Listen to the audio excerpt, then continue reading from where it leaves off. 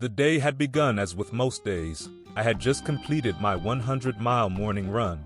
The idea of pushing through another 100 miles had crossed my mind, but I decided against it. Maybe tomorrow, I thought to myself. I had planned to surprise my love Penelope with an impromptu date. Over the last few months our relationship had blossomed. I had my eyes set on marriage.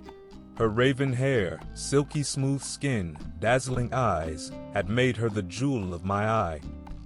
A quick shower and a half-hour later, I was off, bound to see my love. As I approached the Hatfield Manor, gifted to Penelope by her wealthy, overbearing father, Sir Brimsworth, a man of questionable morals and even more questionable ethics.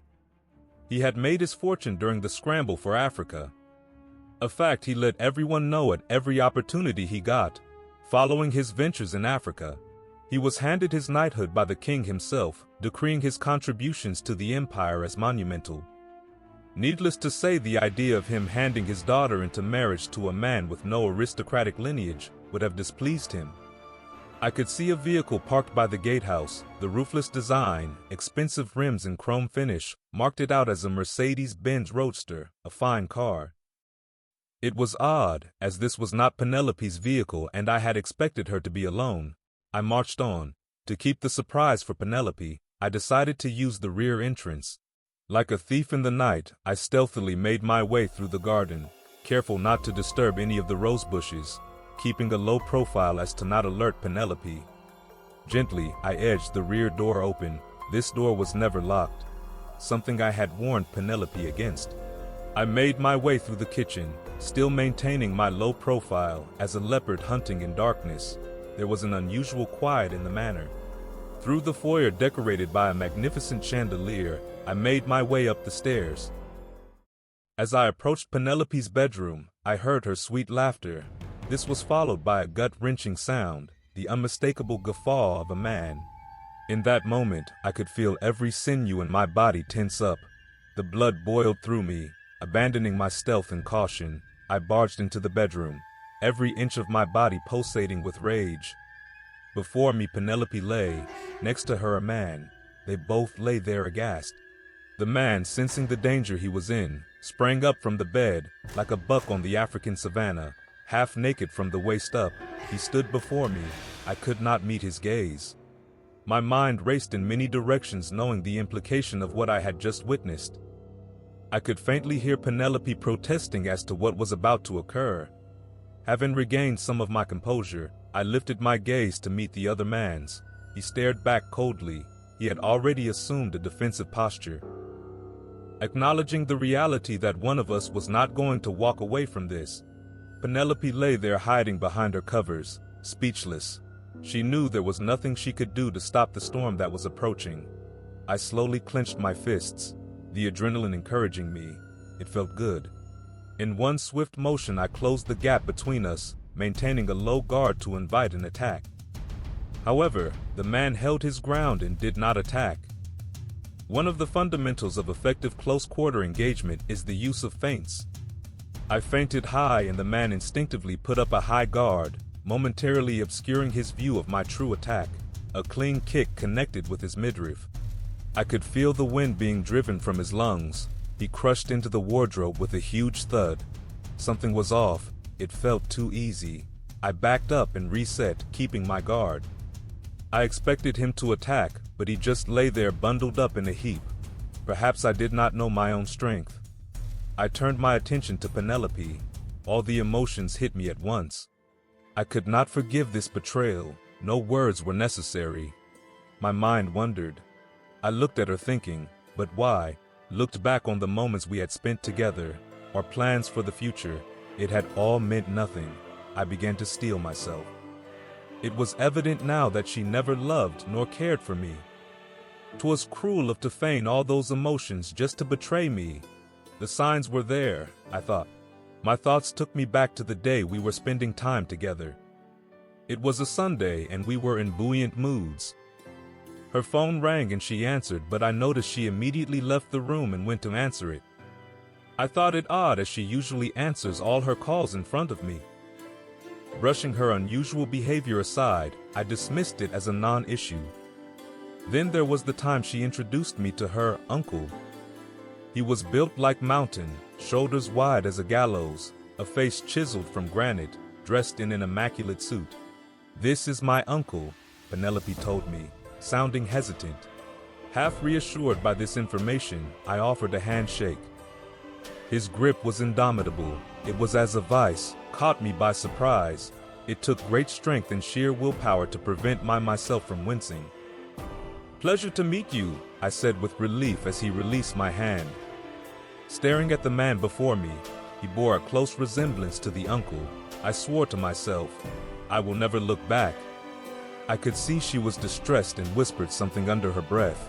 As I turned to leave, closing the chapter on our relationship, a love lost, I realized what she had whispered. Look out. In my carelessness, I let my guard down. The man had been playing possum. The clever bastard, I thought. Before I could react, he was upon me, putting me in a bear hug. The adrenaline had worn off. I felt as feeble as a common man. It was now apparent this man was much stronger and bigger than me. The man heaved me off the ground, his arms around me like a vice grip, slowly squeezing the life out of me. I could slowly feel my eyes closing, vision blurring. Telltale signs I was losing consciousness.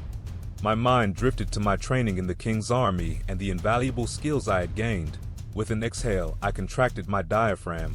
This allowed me enough leverage to escape the hold, instantly followed by a double back kick. The man doubled back, narrowly avoiding the attack.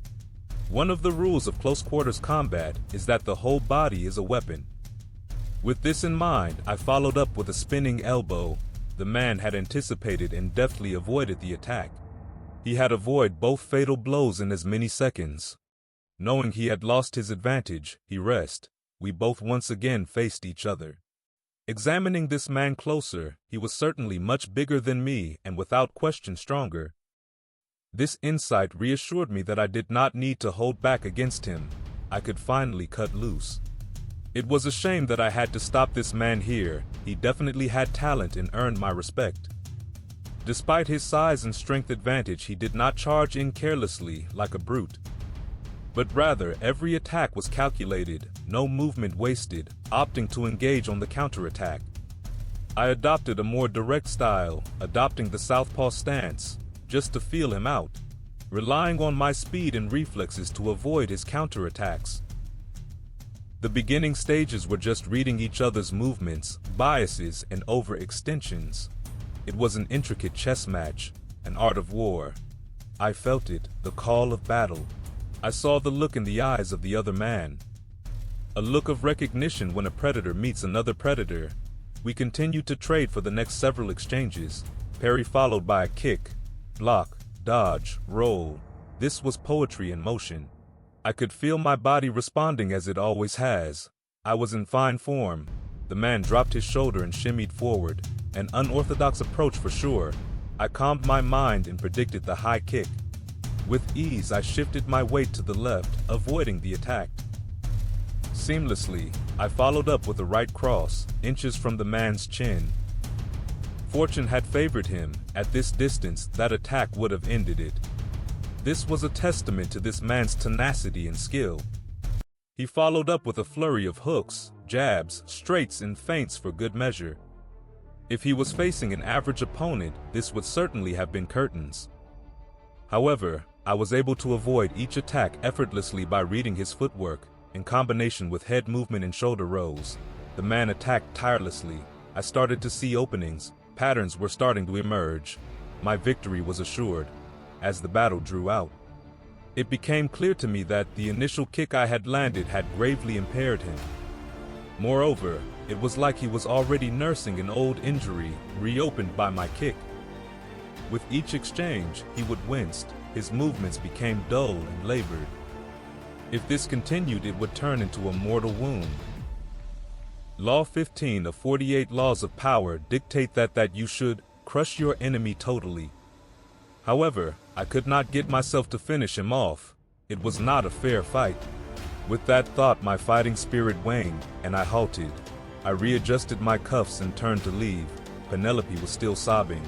The man had taken a knee, clearly in pain. As I walked away, I only asked one question. "What is your name?" "Brannigan," he begrudgingly replied. I could tell from the tone in his voice this was not a man accustomed to losing. "Joseph." "That is my name. Commit it to memory because the next time we meet will be your last."